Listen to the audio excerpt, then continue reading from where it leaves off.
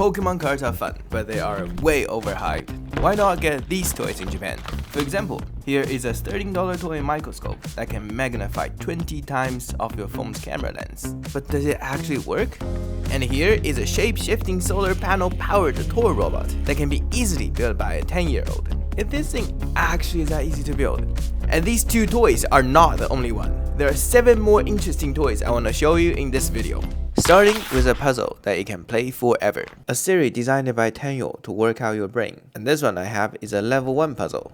Getting started is pretty easy. But my question is, can you actually play this puzzle forever? Well, let's find out. But what I do know is that we won't be needing this answer sheet. It's a level 1 simple puzzle. It can't be that hard. Wait a second. This doesn't seem right. Where? It doesn't fit at all. Let me try it again. There we go. Like what I said. Easy peasy lemon squeezy. But I don't know if we can play it forever, because forever is a strong word. But I can definitely play this for hours. Next up on the list are quirky mystery keychain boxes. It's a great statement piece. This one in particular is called Fuggler Funny This one in particular is called the Fuggler Funny Ugly Monster. Actually, I just found out that this one is not even a Japanese brand. It's actually a British brand. But anyways, since I already got this one, let's see what I get. Apparently, there are like over 20 plus different monsters. And there are like 4 unique or 4 mystery ones. Oh, I bought the British brand. Let's see at least if I can get a mystery keychain. That is very cute. I wonder if it's a mystery one. It is a mystery one. Well, on the topic of mystery box, this one for sure is a Japanese mystery box. It's a popular mystery box series created by Remint. Except for this one doesn't really have a secret item, and they also specializes in making small tiny little settings which you can buy all of them and create a whole kitchen or a whole convenience store aisle. And also they do a lot of collaborations with Pokemon and Bandai and other famous animes. For example, this one is a Kirby one. Let's open it and see what's inside. First is an item menu and a paper cutout for your toys. Then it's just all the toy parts. Let's give it a sample and see how it will turn out.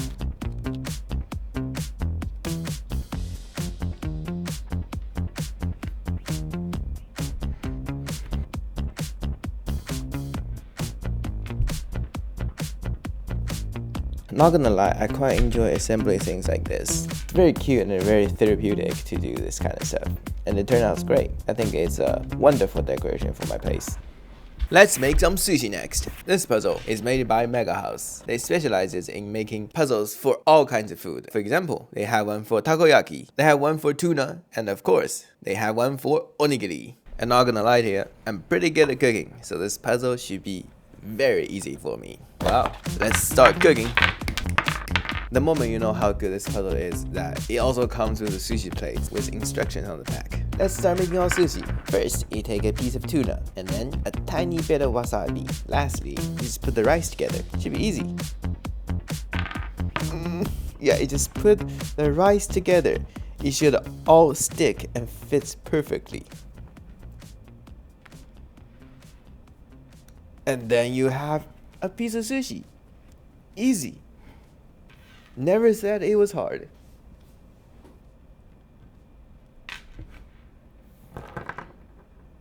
God damn. Anyways, moving on to our next toy on the list is a toy made by Eaton Games, and it's also apparently featured on Japanese TV.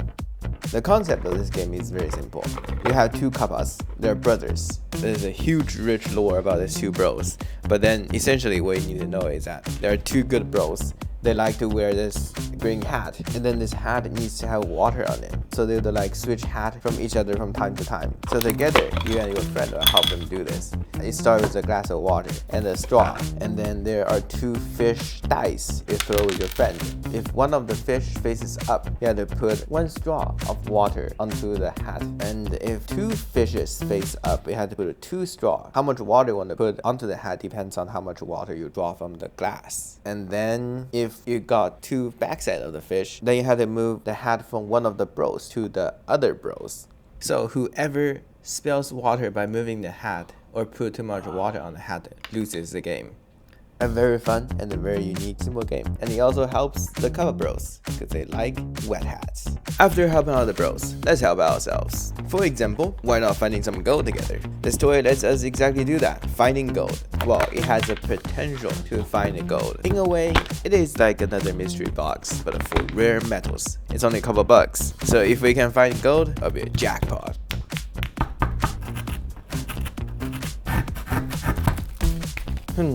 This doesn't appear to be gold or any metal on their poster. Comment below if you know what this is.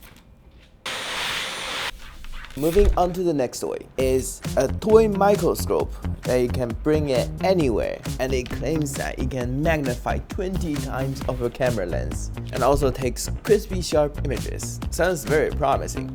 Looks very promising. But is it actually better than iPhone's macro lens? There is only one way to find out. But first thing first, this tiny microscope is equipped with a purple light, a smooth focus dial, a lens light, and a front light. Honestly, I could play with this thing all day long. I feel like it's more like a fidget toy rather than a microscope. Anyways, let's get our test started. Here is a piece of kale. Let's take a closer look, shall we?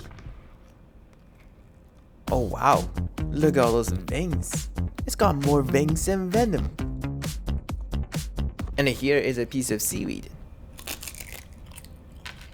Let's find out what's the true nature of this seaweed. Oh man, it's got a quite complex structure, like a sponge. And also, you can see the oils moving inside the seaweed. It's got a lot of oil inside this thing. And I have always wondered, what actually is Pokemon made out of? Today is the day we'll answer this question once and for all. I think we have a conclusive answer. It's made of fairy dust. And here is a comparison between an iPhone's micro lens and this tiny microscope. You tell me which one is better? I think the answer is pretty clear. Moving forward with our list is another game designed by Eaton Games, who made Kappa Bros before. This game might look difficult and intimidating at first, but it's actually quite easy to get into. And plus, even though it's a Japanese game, it's also got English manuals inside. To start, each player is given 10 cards, 30 gray blocks, 3 yellow blocks, and 15 beams.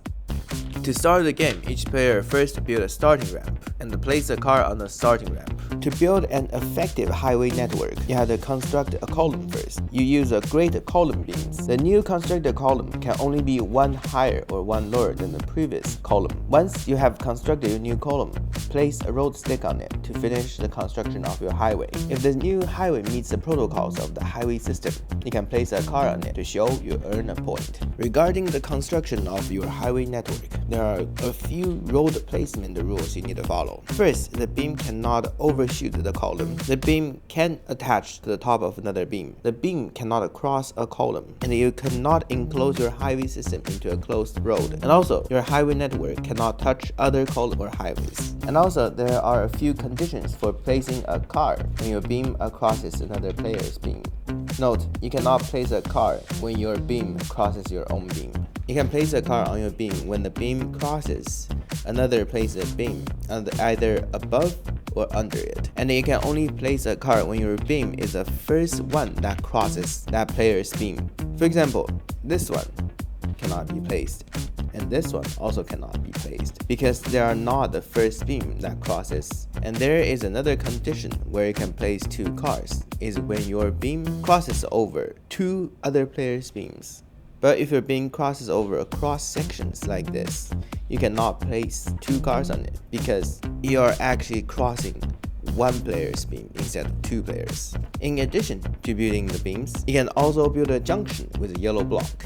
The yellow block has a couple rules. It has to be one higher, and it can be of any height regarding the previous column you have built, and you can place two beams on it to branch it out as an intersection. In addition to that, you can also build an exit for your highway by constructing a single gray column attached directly to the ground. You can also place a car on your off-ramp. If this off-ramp crosses under another player's highway, you can place 2 cars on it. And note, if you knock over other players' bridge or car during your own construction, you have to hand over them a single gray block. And also, if you place the same car on the highway that crosses another player's highway, like this, the other player has to hand you over another gray block. To end the game, the player who placed all their car first win the game, or one of the player run out of construction materials, and whoever have the least car win the game.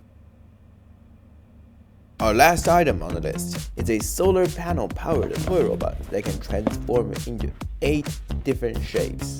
It's a toy made by Elekit, and they specialize in making robotic kits or electronic kits for kids to build and learn about electronics. Many of their toys are very cool designed. Even I want it. A very cool company in my opinion. And they claim that this robot here can be built by a 10-year-old. Well, let's find out if I'm smarter than a 10-year-old. Man, they do have a thick manual. I don't know if I can do this, let alone a 10-year-old. Feel like they've over-marketed their product. Oh well, there is only one way to find out. Let's start building. First part of the construction is this solar panel power module.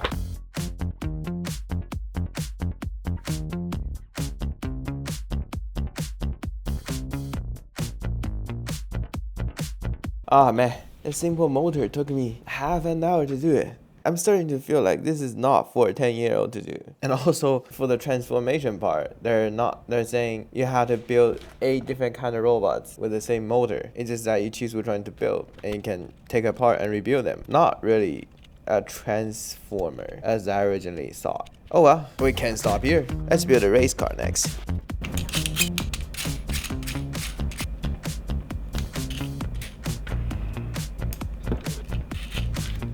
Not gonna lie, building this race car was very fun, but it's very tedious as well. I don't know. I don't feel like it's for a 10-year-old. It feels like a lot harder. At least it's pretty hard for me. Wait, am I dumber than a 10-year-old? Anyways, thank you for watching the video. Would you try out these toys?